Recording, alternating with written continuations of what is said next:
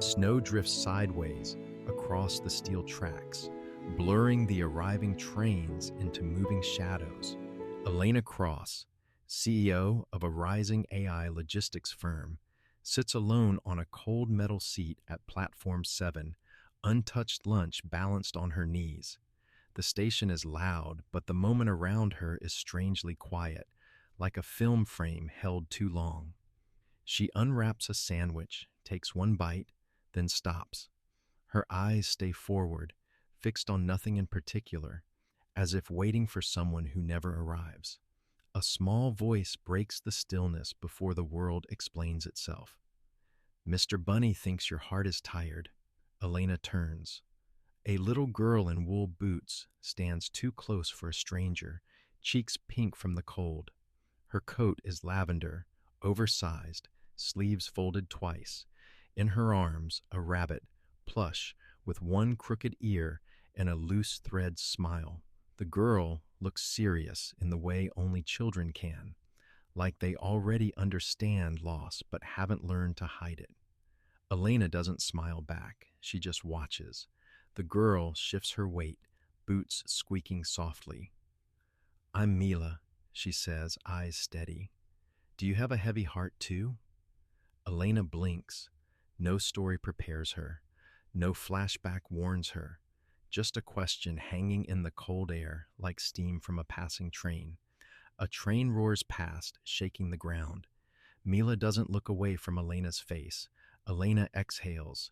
Sometimes, she admits, barely above station volume. Mila nods once, like she expected honesty. Me too, but Daddy says heavy hearts can rest if someone sits with them. Elena studies the plush rabbit, then Mila's hands, tiny but determined. Another train slows into the platform. Its headlights wash over them like morning sun pretending to be warm. Mila adds, quieter now. Can you sit with mine for a little while?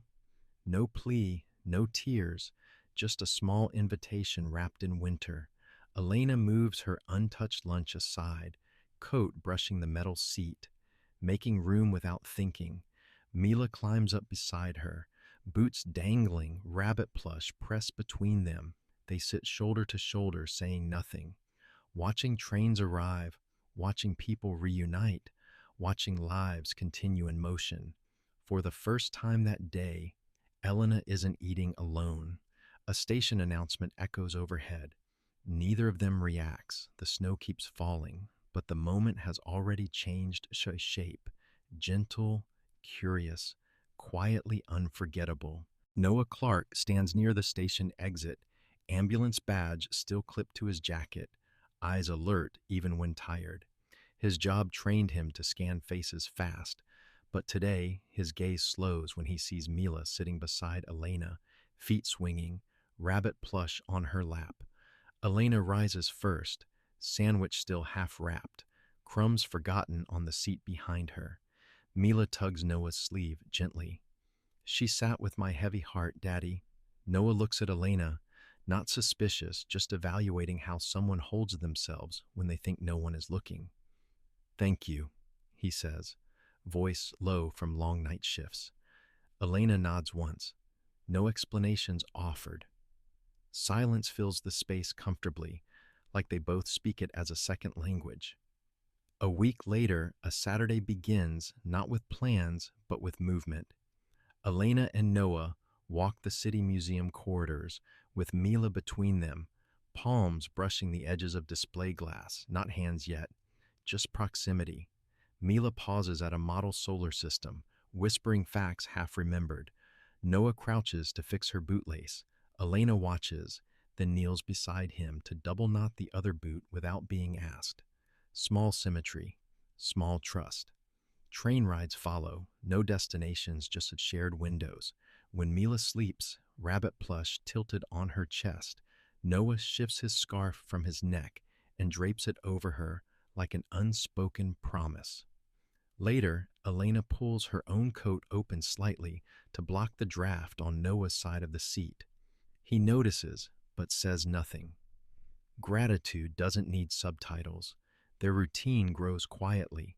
waiting for hot chocolate foam to settle before speaking, sharing tickets without passing them hand to hand, standing close during station delays like warmth is an agreed upon secret.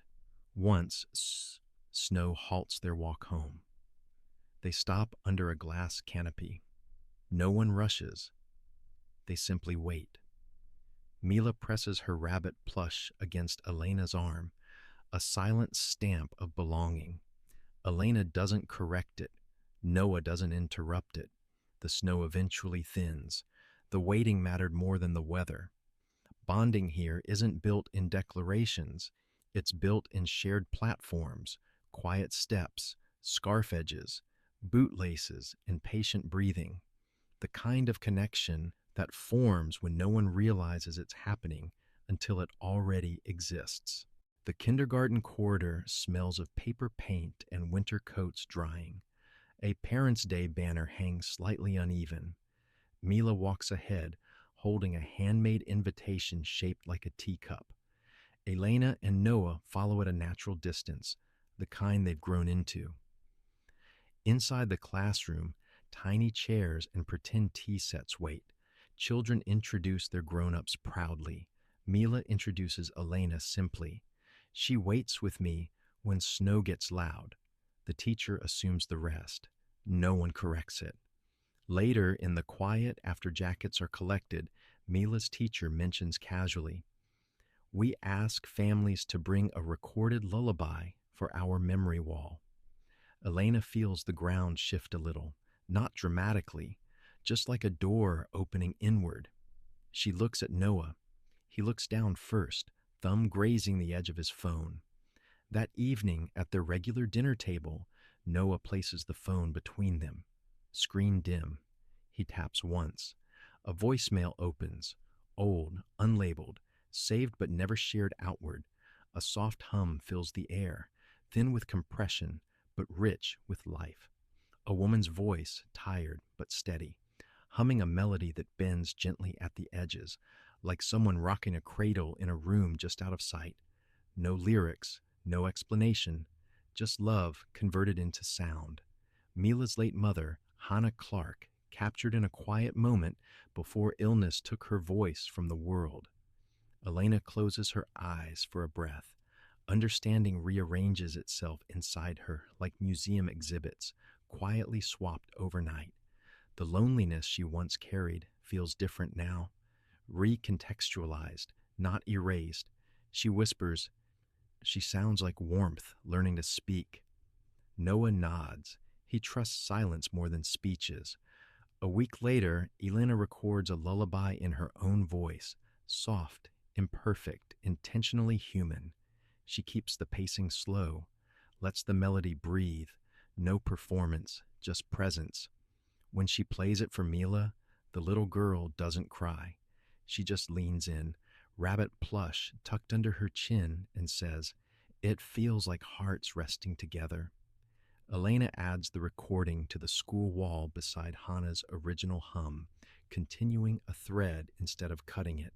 Mila now has two melodies, one from heaven, one from here, both gentle, both hers. Winter comes and goes, but Platform 7 stays the same. Steel rails, echoing footsteps, and the long wooden seat where it all began. Elena and Noah never announced their realignment. It happened in softened calendars, shared commutes, and the quiet negotiation of everyday life.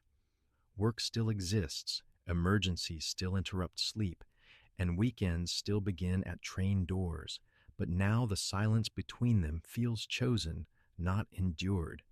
Mila grows taller, boots replaced by sneakers, rabbit plush still present, but carried in a backpack now, ear restitched.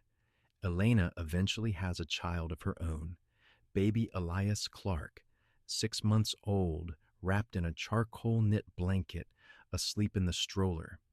No celebrations marked the transition from Saturdays together to life together.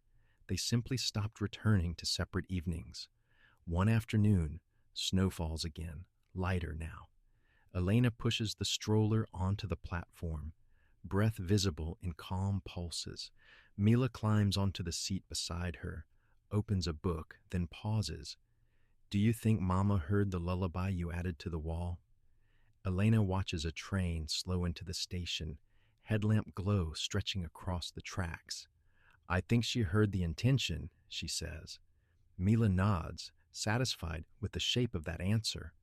A train passes, fast, shaking the ground like before. Mila steadies the stroller instinctively with one hand. Trust made physical. Noah arrives moments later, jacket half zipped from an emergency shift, but the moment doesn't rush to accommodate his exhaustion. He sits on Elena's other side without asking, scarf edges brushing, three of them forming a quiet triangle of warmth around the stroller. No one speaks for a while. The station fills, empties, repeats. Lives intersect and continue moving. Elena glances at Mila leaning against her shoulder, older, real here. Then at Elias, small, safe, breathing. Then at Noah, present without trying to perform presence. She exhales softly. The platform doesn't feel like a beginning or an end, just a place that witnessed connection form when no one was scripting it. If moments like this feel familiar to your heart, quiet, human, and real, consider staying with this space a little longer. Subscribe if you want more stories that breathe like life does. Leave a comment if someone once made room for you without thinking. Sometimes that small gesture is the whole turning point.